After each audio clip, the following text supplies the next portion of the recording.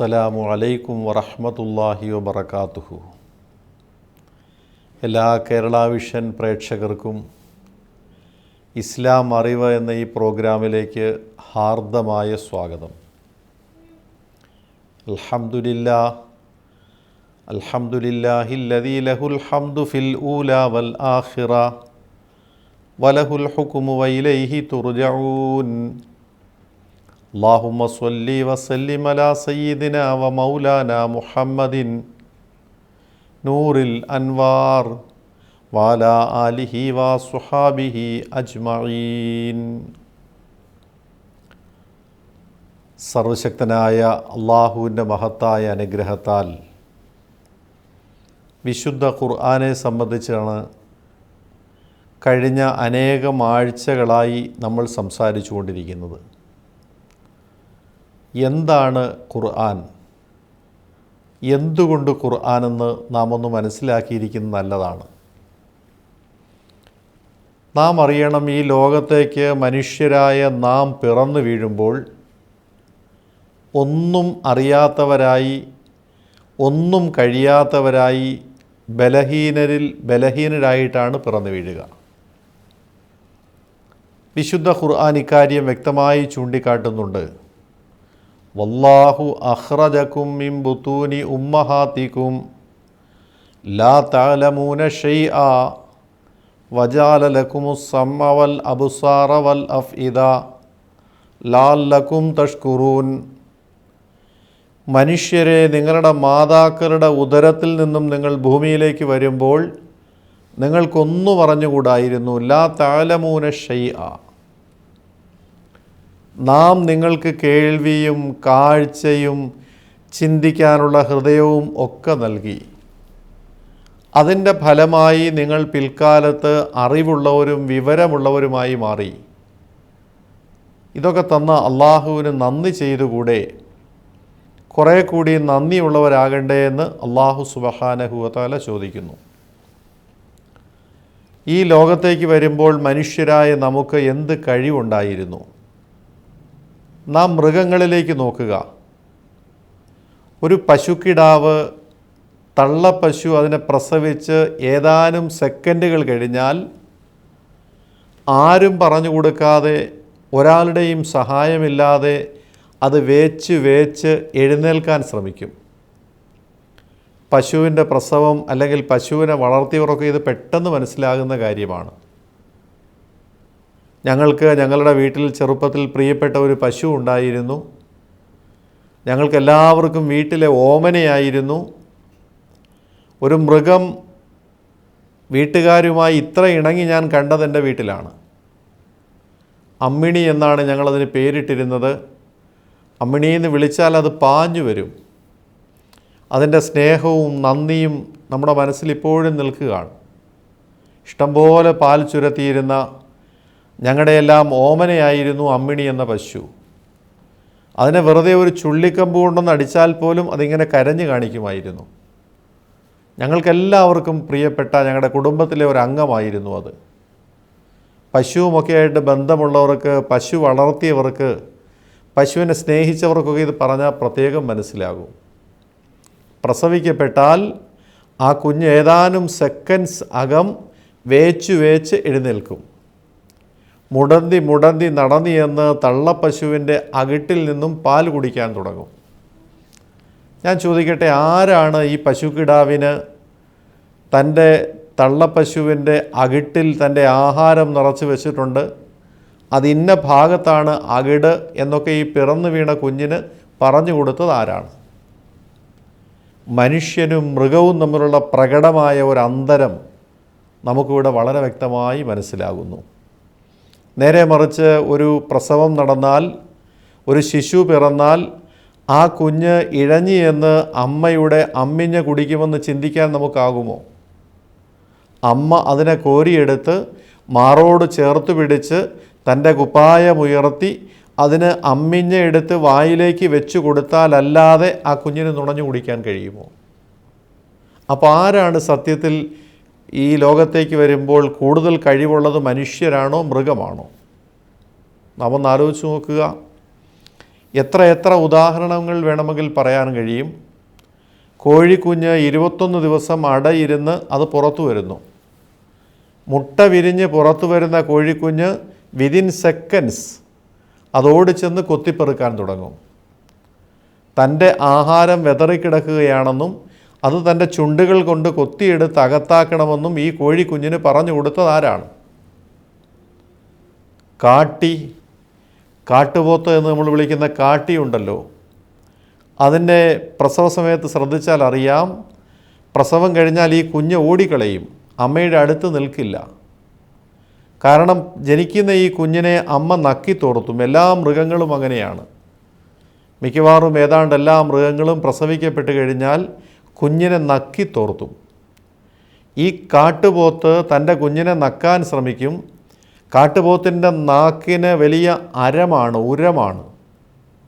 ആ നാക്കുകൊണ്ട് നക്കിയാൽ ഇതിൻ്റെ തൊലി പൊളിഞ്ഞു പോകും. പ്രസവിക്കപ്പെട്ട പ്രഥമ ശിശുവിൻ്റെ തൊലി പൊളിഞ്ഞു പോകും. അതുകൊണ്ട് കാട്ടി പ്രസവിച്ചാൽ ആ കുഞ്ഞവിടെ നിന്ന് ഓടിക്കളയും, അമ്മയുടെ അടുത്ത് നിൽക്കില്ല. ആരാണ് ഈ കുഞ്ഞിന് പറഞ്ഞു കൊടുത്തത് തൻ്റെ അമ്മയുടെ നാവിന് വല്ലാത്ത ഉരമുണ്ടെന്നും അതുകൊണ്ടെങ്ങാനും വാത്സല്യപൂർവ്വം തന്നെ നക്കിത്തോർത്തിയാൽ തൻ്റെ തൊലി പൊളിഞ്ഞു പോകുമെന്നും ഈ കുഞ്ഞിന് പറഞ്ഞു കൊടുത്ത ആരാണ്? ഞാൻ ഈ അടുത്ത ദിവസം വാവാ സുരേഷിൻ്റെ ഒരു പ്രോഗ്രാം TV-യിൽ കാണുകയുണ്ടായി. അപ്പോൾ വാവാ സുരേഷ് പാമ്പിൻ്റെ പ്രജനനത്തെക്കുറിച്ചൊരു ക്ലാസ് എടുക്കുകയായിരുന്നു. ഞാൻ അത്ഭുതപ്പെട്ടുപോയി. അദ്ദേഹം പറഞ്ഞു, മൂർഖൻ പാമ്പ് അതിൻ്റെ പെൺപാമ്പ് മുട്ടയ്ക്ക് 2 മാസം അടയിരിക്കും അത്രേ. പാമ്പിൻ മുട്ടകൾ വിരിയാൻ 2 മാസം അടയിരിക്കും. 2 മാസം എങ്ങും പോകാതെ ഭക്ഷണം കഴിക്കാതെ തള്ളപ്പാമ്പ് ആ കുഞ്ഞുങ്ങൾക്ക് വട്ടമിട്ട് അടയിരിക്കും. ആ മുട്ടകൾക്കകത്ത് 2 മാസം കഴിയുമ്പോൾ ചെറിയ ചലനമുണ്ടാകും. കുഞ്ഞു പുറത്തു വരാനായി. കുഞ്ഞായി കഴിഞ്ഞു. അത് ചലിച്ചാൽ തള്ള വിട്ടിട്ട് പോയി കളയും. മുട്ടയ്ക്കകത്ത് ചലനം ആരംഭിക്കുമ്പോൾ തള്ള വിട്ടിട്ട് പോകും. 2 മാസം കാത്തിരിക്കും തള്ള. അതിനെ ഉപേക്ഷിച്ച് എങ്ങോട്ടോ ഇഴഞ്ഞു നീങ്ങും. സുരേഷ് ഇത് പറഞ്ഞപ്പോൾ ഞാൻ വല്ലാതെ അത്ഭുതപ്പെട്ടു പോയി. ആ പുറത്തു വരുന്ന മുട്ട വിരിഞ്ഞ് പുറത്തു വരുന്ന കുഞ്ഞുങ്ങൾക്ക് എന്തെങ്കിലും ഒന്ന് ഉപദേശിക്കാനോ സഹായിക്കാനോ ഒന്നും ചെയ്യാതെ ചലനം കാണുമ്പോൾ തന്നെ തള്ള ഓടിപ്പോയി കളയും അത്രേ. ബാക്കി ആ കുഞ്ഞ് പുറത്തു വന്ന് സ്വയം ജീവിച്ചു കൊള്ളണം. ശത്രുക്കളിൽ നിന്ന് സ്വയം രക്ഷപ്പെട്ടു കൊള്ളണം. അതിൻ്റെ ആഹാരം അത് കണ്ടെത്തിക്കൊള്ളണം. ഈ ലോകത്ത് എത്ര ഉദാഹരണങ്ങൾ വേണമെങ്കിലും നിരത്താം. മൃഗങ്ങളാകട്ടെ, ജന്തുക്കളാകട്ടെ, ഇഴജന്തുക്കളാകട്ടെ, പറവകളാകട്ടെ, അവ ഏതാണ്ട് 80% 90% സ്വയം പര്യാപ്തതയിലാണ് ഈ ഭൂമുഖത്തേക്ക് വരുന്നത്. മനുഷ്യനോ നിസ്സഹായരിൽ നിസ്സഹായനായി, യാതൊന്നും അറിയാത്തവനായി, ഒന്നിനും കഴിയാത്തവനായി പുറത്തു വരുന്നു. മഹാനായ പ്രവാചക തിരുമേനി സ്വല്ലല്ലാഹു അലൈഹി വസല്ലം അരുൾ ചെയ്തു, കുല്ലു മൗലൂദിൻ യൂലദു അലാ ഫിത്രത്തിൽ ഇസ്ലാം. ഈ ലോകത്ത് ജനിക്കുന്ന എല്ലാ കുട്ടികളും ഏകദൈവ സിദ്ധാന്തത്തിൻ്റെ പാതയിൽ, ഇസ്ലാമിൻ്റെ പാതയിലാണ് പിറക്കുന്നത്. പിന്നീട് ആ കുട്ടികൾ അബവാഹു യുഹവ്വിദാനിഹി യുനസ്സിറാനിഹി യുമജ്ജിസാനിസി. ആ കുട്ടികൾ ഹിന്ദുക്കളോ ക്രിസ്ത്യാനികളോ അല്ലെങ്കിൽ ജൂതരോ ഒക്കെയായി മാറുന്നത് അവരുടെ മാതാപിതാക്കളെ കൊണ്ടാണ്. മാതാപിതാക്കൾ അനുഷ്ഠിക്കുന്നത് കണ്ട്, മാതാപിതാക്കളുടെ വിശ്വാസം പിൻപറ്റി, മാതാപിതാക്കൾ പഠിപ്പിക്കുന്നത് അനുസരിച്ച്, അവരുടെ ചെറുപ്പകാലത്തെ ശിക്ഷണമനുസരിച്ച് ആ കുട്ടികൾ വളർന്നു വരുമ്പോൾ മാതാപിതാക്കളുടെ മതങ്ങളിലാകുന്നു. സത്യത്തിൽ എല്ലാ കുട്ടികളും പിറക്കുന്നത് ഏക ദൈവ പാതയിലാണ്. സർവശക്തനെ പൂർണ്ണമായി അനുസരിക്കാനുള്ള പാതയിലാണ്. പിന്നീട് ആ കുട്ടികളെ മാതാപിതാക്കൾ അവരുടെ ജനനം, അവരുടെ ശൈശവം, അവരുടെ അധ്യാപകർ, കൂട്ടുകാർ, സാഹചര്യം, അതൊക്കെ അവരെ വഴിതിരിച്ചു വിടുകയാണ്. ചുരുക്കത്തിൽ മനുഷ്യൻ ഈ ലോകത്ത് പിറക്കുന്നത് ഒന്നും അറിയാത്തവനാണ്, ഒന്നും അറിയാതെയാണ്. പിന്നീട് അവൻ 2-3 രീതിക്ക് വിജ്ഞാനങ്ങൾ നേടിയിട്ടാണ് ഇന്ന് കാണുന്ന പണ്ഡിതനോ സയൻറ്റിസ്റ്റോ എൻജിനീയറോ ഡോക്ടറോ അല്ലെങ്കിൽ വലിയ വലിയ പൊസിഷനിലൊക്കെ എത്തിച്ചേരുന്നത്. നമുക്ക് അറിവുകൾ നേടാൻ 2-3 വഴിയുണ്ട്. ഒന്ന്, പഞ്ചേന്ദ്രിയം കൊണ്ട് നമുക്ക് കാര്യങ്ങൾ മനസ്സിലാക്കാൻ പറ്റും. പഞ്ചേന്ദ്രിയങ്ങളിലൂടെയാണ് ലോകത്ത് അധിക കാര്യങ്ങളും നമ്മൾ അറിയുന്നത്. തൊട്ട്, മണത്ത്, രുചിച്ച്, സ്പർശിച്ച്, കണ്ട്, കേട്ട് പഞ്ചേന്ദ്രിയങ്ങൾ മുഖേനയാണ് നമ്മൾ ലോകത്ത് കാര്യങ്ങൾ കൂടുതലും മനസ്സിലാക്കുന്നത്. രണ്ടാമത് നമ്മുടെ ബുദ്ധി കൊണ്ട്, ദൈവം തമ്പുരാൻ തന്ന ബുദ്ധി കൊണ്ട് ചിന്തിച്ച്, ഈ ബുദ്ധി നമ്മുടെ മാതാപിതാക്കൾ തന്നതല്ല, ഈ ബുദ്ധി നമുക്ക് ലോകത്താരും ഫ്രീ ആയിട്ട് തന്നതല്ല, അല്ലെങ്കിൽ വില കൊടുത്ത് വാങ്ങിയതല്ല. അല്ലാഹു സുബ്ഹാനഹു വ തആല സർവശക്തനായ തമ്പുരാൻ ജഗദീശ്വരൻ അവിടുത്തെ ഔദാര്യത്താൽ കനിഞ്ഞു നൽകിയ ബുദ്ധി. ആ ബുദ്ധി ഉപയോഗിച്ച് നമ്മൾ കാര്യങ്ങൾ മനസ്സിലാക്കുന്നു. പക്ഷേ നമ്മളൊരു കാര്യം അറിയണം, നമ്മുടെ പഞ്ചേന്ദ്രിയങ്ങൾക്ക് പരിമിതമായ കഴിവ് മാത്രമേ ഉള്ളൂ. നമുക്ക് കണ്ണുകൊണ്ട് വളരെ ദൂരെയുള്ള ഒരു വസ്തുവിനെ കണ്ടെത്താൻ കഴിയില്ല. കണ്ണുകൊണ്ട് കാണുന്നതിനൊരു പരിധിയുണ്ട്. ഒരു പരിധിക്ക് അപ്പുറമോ ഇപ്പുറമോ ഉള്ള ശബ്ദങ്ങളെ കേൾക്കാൻ നമ്മുടെ ചെവിക്ക് കഴിവില്ല. ഇതുപോലെ പഞ്ചേന്ദ്രിയങ്ങളിലെ ഏത് ഇന്ദ്രിയം എടുത്ത് പരിശോധിച്ചാലും അതിനൊക്കെ ഒരു പരിമിതിയുണ്ട്. അതിനപ്പുറത്തേക്ക് പോകാൻ ഒരിക്കലും അവയ്ക്ക് സാധ്യമല്ല എന്ന് മനസ്സിലാക്കും. ശരി, രണ്ടാമത്തേതാണ് ബുദ്ധി. ബുദ്ധി ഉപയോഗിച്ച് നമ്മൾ കാര്യങ്ങൾ അറിയുന്നു. പക്ഷേ ഈ ബുദ്ധിക്കുമില്ലേ പരിമിതി? ബുദ്ധി കൊണ്ടെല്ലാം കണ്ടെത്താനാകുമോ? ഓരോരുത്തർക്കും ഓരോ ബുദ്ധിയല്ലേ കൊടുത്തിരിക്കുക. IQ ഓരോരുത്തർക്കും വ്യത്യാസമല്ലേ. ചിലർക്ക് മനസ്സിലാക്കാൻ കഴിയുന്ന മറ്റൊരാൾക്ക് മനസ്സിലാക്കാനാവുന്നില്ല. ബുദ്ധിക്കും മനുഷ്യന് പരിമിതിയുണ്ട് എന്ന് മനസ്സിലായി. പഞ്ചേന്ദ്രിയങ്ങൾ കൊണ്ടുള്ള അറിവിനും ബുദ്ധി കൊണ്ടുള്ള അറിവിനും മനുഷ്യന് പരിമിതി ഉണ്ടെങ്കിൽ മനുഷ്യന് മരണം, മരണാനന്തര ജീവിതം, തൻ്റെ ജന്മലക്ഷ്യം ഇതൊക്കെ മനസ്സിലാക്കി കൊടുക്കാൻ ആർക്ക് കഴിയും? എന്തുകൊണ്ട് അള്ളാഹു ഖുർആൻ പോലെ ഒരു വേദഗ്രന്ഥം അവതരിപ്പിച്ചു? അല്ലെങ്കിൽ ശ്രീ യേശുവിന് ബൈബിൾ പോലെ, ഇഞ്ചീൽ പോലെ ഒരു സുവിശേഷം അറിയിച്ചു? മോശയ്ക്ക് തൗറാത്ത് എന്ന് പറയുന്ന ഗ്രന്ഥം എന്തിനു നൽകി? ദാവീദ് പ്രവാചകന് സബൂർ എന്ന് പറയുന്ന വേദഗ്രന്ഥം എന്തിനു നൽകി? ഈ ലോകത്താകെ അവതരിക്കപ്പെട്ടത് 4 വേദഗ്രന്ഥങ്ങളാണ് എന്ന് മഹാനായ പ്രവാചകൻ നമുക്ക് പഠിപ്പിച്ചു തന്നു. അള്ളാഹു 4 ഗ്രന്ഥങ്ങളെ ഈ ഭൂമിയിലേക്ക് അയച്ചിട്ടുള്ളൂ. ഒന്ന് തോറ, മൂസാ നബി അലൈഹിസ്സലാം. 2 സബൂർ, ദാവൂദ് നബി അലൈഹിസ്സലാം. 3 ബൈബിൾ, ഇഞ്ചീൽ, ഈസാ നബി അലൈഹിസ്സലാം. 4 ഫുർഖാൻ, ഖുർആൻ, മുഹമ്മദ് നബി സല്ലല്ലാഹു അലൈഹി വസല്ലം. ഈ 4 വേദഗ്രന്ഥങ്ങളാണ് ഈ ലോകത്തേക്ക് അവതരിപ്പിച്ചത്. അള്ളാഹു അവതരിപ്പിച്ചു. അള്ളാഹുവിൻ്റെ വാക്കുകളാണ്. എന്തിനാണ് അവ അവതരിപ്പിച്ചതെന്നാണ് ഞാൻ പറഞ്ഞു വരുന്നത്. നമുക്ക് കാര്യങ്ങളൊന്നും അറിയാതെ ജനിച്ചു. ഈ ലോകത്ത് വന്ന കാര്യങ്ങൾ അറിയാൻ 2 മാർഗങ്ങൾ. ഒന്ന് പഞ്ചേന്ദ്രിയങ്ങൾ, ഒന്ന് ബുദ്ധി. രണ്ടിനും അതിൻ്റേതായ പരിമിതിയുണ്ട്. ഈ പരിമിതി കൊണ്ട് കാര്യങ്ങളിലെല്ലാം മനസ്സിലാക്കാൻ കഴിയില്ല. പ്രത്യേകിച്ച് നമ്മൾ ഈ ലോകത്തേക്ക് വന്നതെന്തിനാണ്, നമ്മുടെ ജന്മ ലക്ഷ്യം എന്താണ്, മരണം എന്ന് പറയുന്നത് എന്താണ്, മരണത്തിന് ശേഷം എന്താണ്, ഇതൊന്നും നമുക്ക് ബുദ്ധി കൊണ്ടോ പഞ്ചേന്ദ്രിയങ്ങൾ കൊണ്ടോ കണ്ടെത്താൻ സാധ്യമല്ല. ഇവിടെയാണ് അള്ളാഹുവിൻ്റെ ഗ്രന്ഥങ്ങളുടെ പ്രസക്തി. മനുഷ്യന് അവൻ്റെ ജന്മലക്ഷ്യങ്ങൾ വെളിവാക്കി കൊടുക്കാനും അവനെ എന്ത് കാര്യത്തിനാണ് അള്ളാഹു ഭൂമിയിൽ സൃഷ്ടിച്ചതെന്ന് അവനെ മനസ്സിലാക്കാനും ആ രീതിക്ക് നന്ദിപൂർവം അല്ലെങ്കിൽ അറിവോടുകൂടി അവൻ ജീവിക്കുവാനും, അങ്ങനെ നന്നായി മര്യാദയ്ക്ക് നല്ല രീതിക്ക് ജീവിച്ചാൽ അവന് മരണാനന്തരം വലിയ വിജയങ്ങളുണ്ടെന്നും, അതല്ല നരകശിക്ഷയ്ക്ക് പാത്രമാകുന്ന തരത്തിലുള്ള കാര്യങ്ങളാണ് അവൻ പ്രവർത്തിക്കുന്നതെങ്കിൽ മരണാനന്തരം അവൻ നരകത്തിലേക്ക് പോകുമെന്നുമൊക്കെ ഈ വേദഗ്രന്ഥങ്ങൾ നമുക്ക് പറഞ്ഞു തരുന്നതിന് കാരണം ഇതുതന്നെയാണ്. ഇതിന് വേദഗ്രന്ഥം കിട്ടിയേ പറ്റൂ. വേദഗ്രന്ഥങ്ങളില്ലാതെ, അള്ളാഹുവിൽ നിന്നുള്ള ഇടപെടലില്ലാതെ മനുഷ്യന് ഇവയൊന്നും കണ്ടെത്താൻ സാധ്യമല്ല എന്ന് നമ്മൾ ശരിക്കും മനസ്സിലാക്കണം. നിങ്ങൾ നോക്കുക, ഒരു ചെടി നിങ്ങൾ സൂര്യപ്രകാശം കിട്ടാത്ത ഒരു സ്ഥലത്ത് നടുക, വെള്ളവും വളവുമൊക്കെ ആവശ്യത്തിനിട്ടുകൊള്ളുക. ആ ചെടി സാവധാനം വളഞ്ഞ് സൂര്യപ്രകാശം കിട്ടുന്ന ഭാഗത്തേക്ക് പോകുന്നത് കാണാം. സ്വയം തിരിഞ്ഞു പോകുന്നത് കാണാം.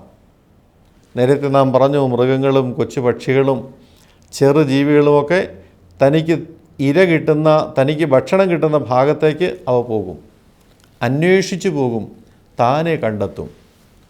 ആയിരക്കണക്കിന് മൈലുകൾ യാത്ര ചെയ്ത് ദേശാടന കിളികൾ കൃത്യമായി നമ്മുടെ കേരളത്തിൽ ആലപ്പുഴ, മുഹമ്മ മണൽത്തീരത്തും കണ്ടൽക്കാടുകളിലൊക്കെ വന്നിട്ട് തിരിച്ച് അവിടെ കാലാവസ്ഥ മാറുമ്പോൾ അതേപടി വഴിതെറ്റാതെ തിരിച്ച് അവ പറന്നെത്തുന്നു. മൃഗങ്ങൾ അവയുടെ അന്നം കണ്ടെത്തും. ചെടികൾ അവയ്ക്ക് ആവശ്യമായ ഊർജ്ജത്തിനുള്ള സൂര്യപ്രകാശത്തിൻ്റെ ഭാഗത്തേക്ക് വളഞ്ഞ് തിരിഞ്ഞു പോയി അവ സ്വയം കണ്ടെത്തും. അവയുടെ ജീവിത ലക്ഷ്യം അത്രയേ ഉള്ളൂ. ചെടികൾക്കും മരങ്ങൾക്കും ഈ ലോകത്തുള്ള ജീവിത ലക്ഷ്യം അത്രമാത്രമേ ഉള്ളൂ. മനുഷ്യനതല്ല. മനുഷ്യന് വലിയ ജീവിത ലക്ഷ്യങ്ങളുണ്ട്. അവനെ സൃഷ്ടിച്ചതിൻ്റെ പേരിൽ അള്ളാഹു ഒരുപാട് കാര്യങ്ങൾ ഉദ്ദേശിച്ചിട്ടുണ്ട്.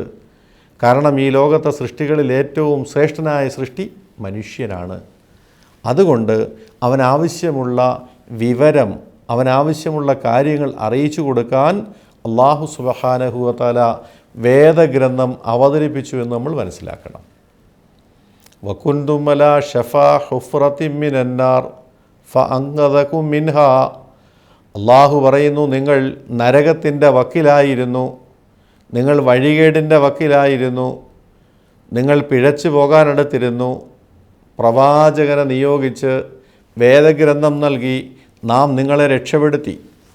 എത്ര നല്ലൊരു വാക്ക്! മനുഷ്യൻ്റെ സൃഷ്ടിപ്പിൻ്റെ ലക്ഷ്യം മനസ്സിലാക്കി തരുന്ന നല്ലൊരു വാക്ക്. വകുന്തും അലാ ഷഫാ ഹുഫ്റത്തിൻ മിനന്നാർ ഫഅൻഖദകും മിൻഹാ. നാം വേദഗ്രന്ഥം തന്നില്ലായിരുന്നുവെങ്കിൽ, നാം ദൂതനെ നിയോഗിച്ചില്ലായിരുന്നുവെങ്കിൽ നിങ്ങൾ ഉറപ്പായും ചരിത്രത്തിൻ്റെ ചവറ്റുകൊട്ടയിലേക്ക് വലിച്ചെറിയപ്പെടുമായിരുന്നു. ചരിത്രത്തിൽ അറിയപ്പെടാതെ പോകുന്ന ആളുകളായി നിങ്ങൾ മാറുമായിരുന്നു.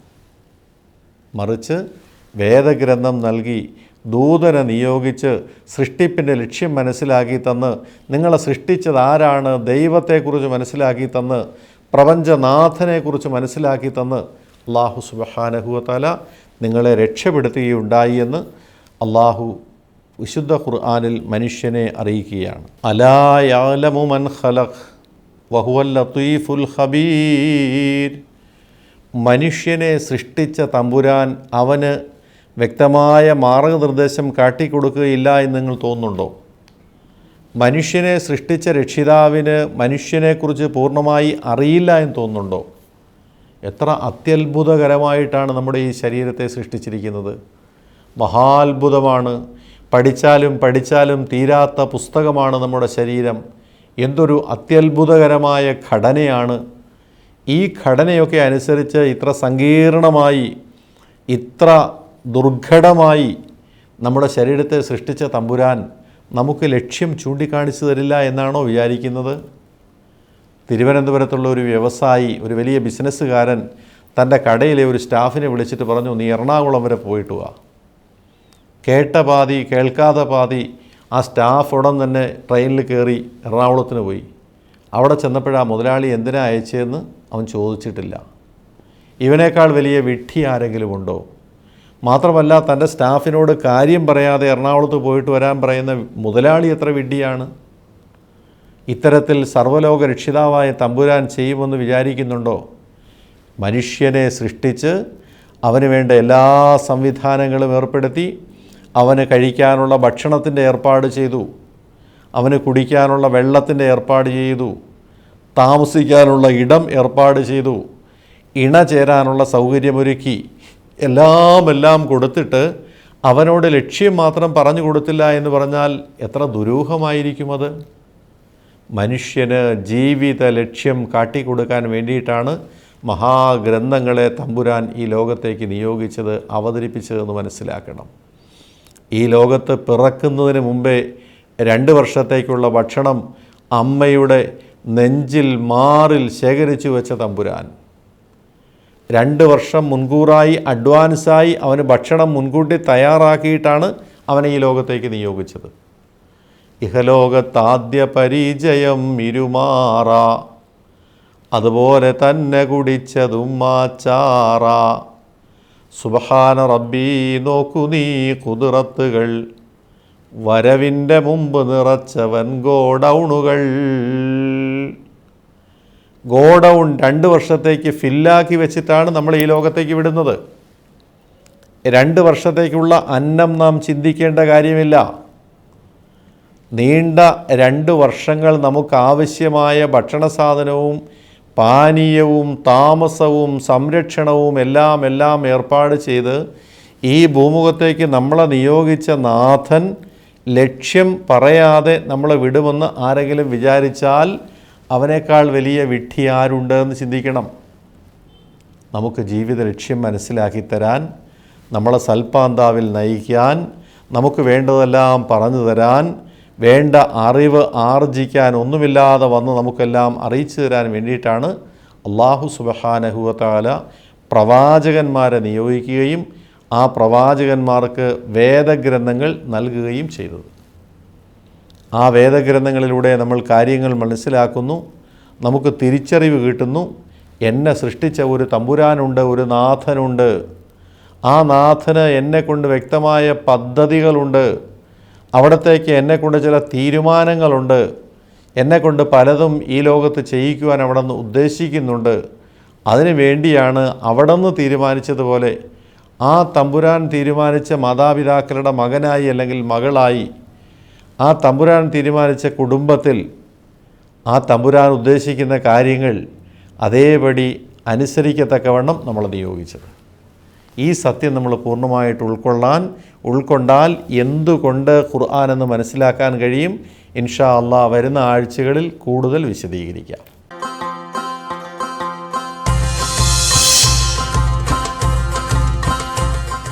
അൽഹംദുലില്ലാഹ്, ഇസ്ലാം അറിവ് എന്ന ഈ പ്രോഗ്രാമിലൂടെ വിശുദ്ധ ഖുർആനെക്കുറിച്ച് ഒരുപാട് കാര്യങ്ങൾ നിങ്ങൾക്ക് മനസ്സിലാക്കാൻ കഴിഞ്ഞു എന്ന് ഞങ്ങൾ പ്രത്യാശിക്കുന്നു.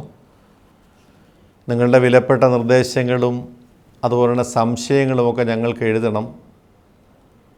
ഒരുപാട് പേർ പ്രോഗ്രാം കാണുന്നുണ്ട് എന്ന് പറയുന്നുണ്ട്.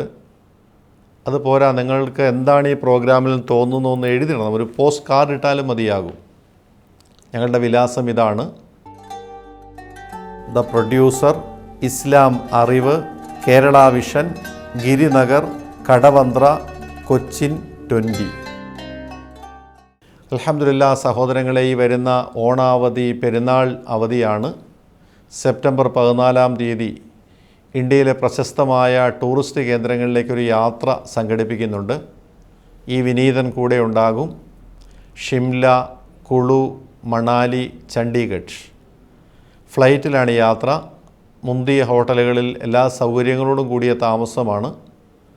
താല്പര്യമുള്ളവർ എന്നോടൊപ്പം 7 ദിവസത്തെ ഈ യാത്ര, ഒരുപാട് വിജ്ഞാനപ്രദമായ ഭൗതികതയും ആത്മീയതയും നിറഞ്ഞ ഈ യാത്രയ്ക്ക് തയ്യാറുള്ളവർ ദയവായി പറയുന്ന ഫോൺ നമ്പറിൽ ഉടൻ ബന്ധപ്പെടുക.